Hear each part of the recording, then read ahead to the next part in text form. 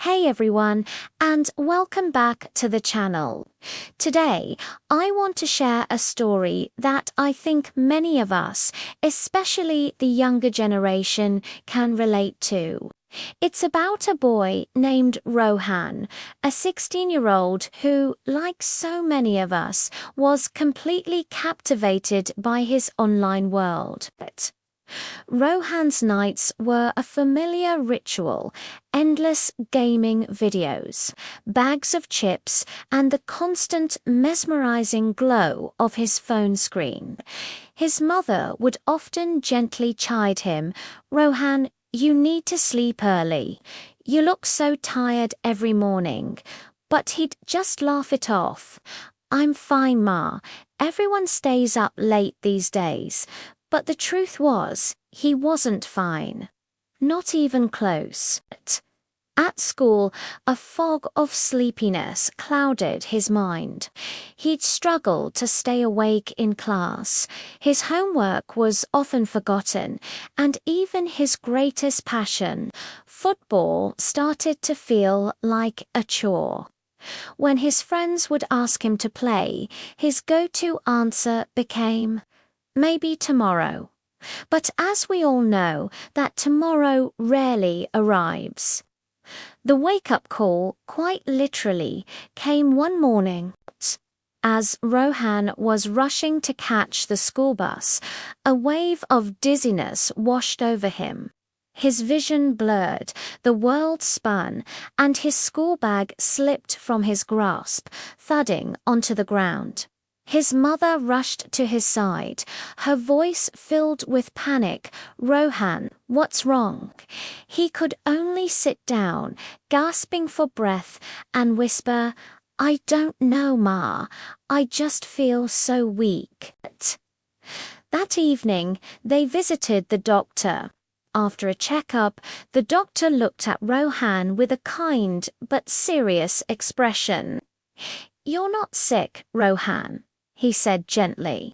"You're just not taking care of yourself. Too much screen time, no exercise, poor food, and not enough rest, that's what's making you weak." Those words hit Rohan like a ton of bricks. The ride home was silent.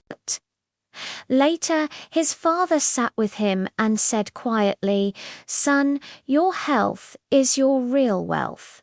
Without it, nothing else matters, not your games." Rohan didn't respond, but that night, something shifted.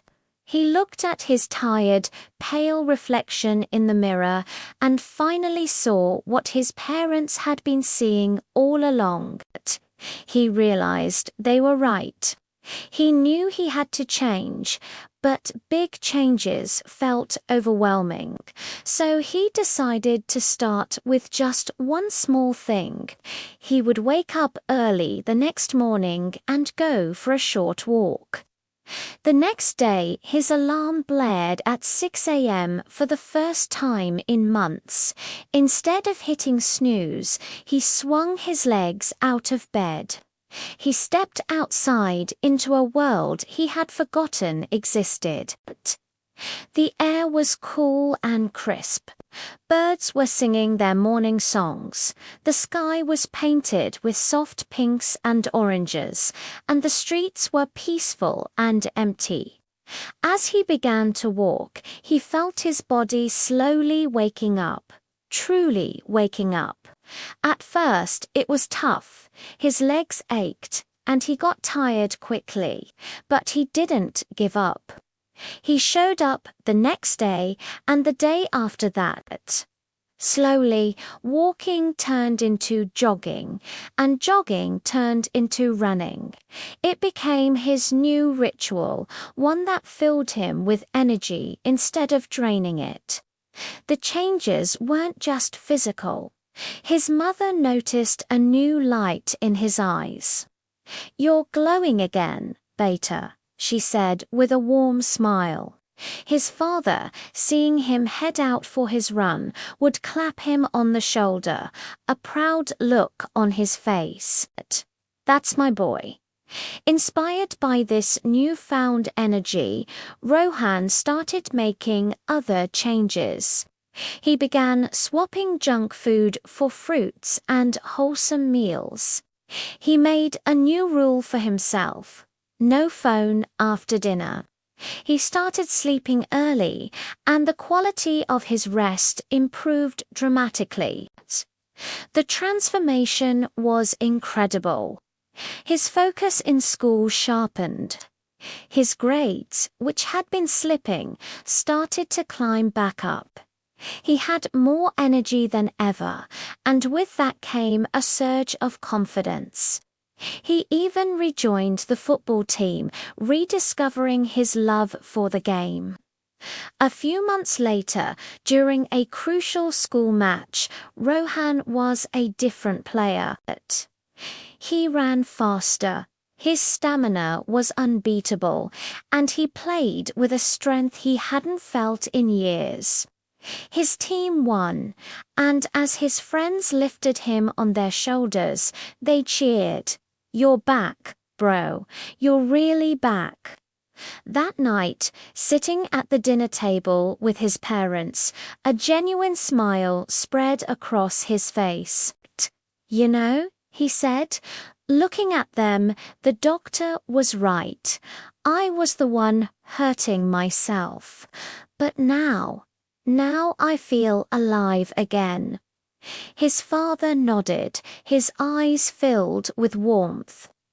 Taking care of your body is the first step to taking care of your life.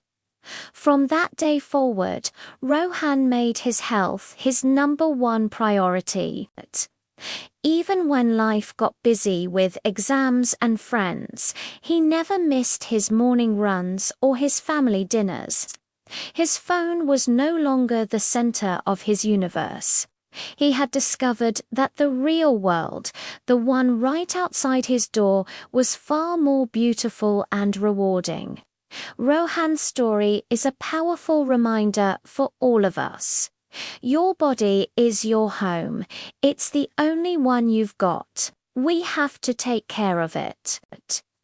Eating well, moving our bodies every day, and getting enough rest aren't just chores. They are acts of love. A healthy body leads to a sharp mind and a peaceful heart. Technology can wait, but your health can't. Real strength, real success, and real happiness all begin with self-care. Thank you so much for watching and listening to Rohan's journey. If this story resonated with you, please hit that like button, and don't forget to subscribe for more content that we hope will inspire you. We'd love to hear your thoughts in the comments below. Until next time, take care of yourselves.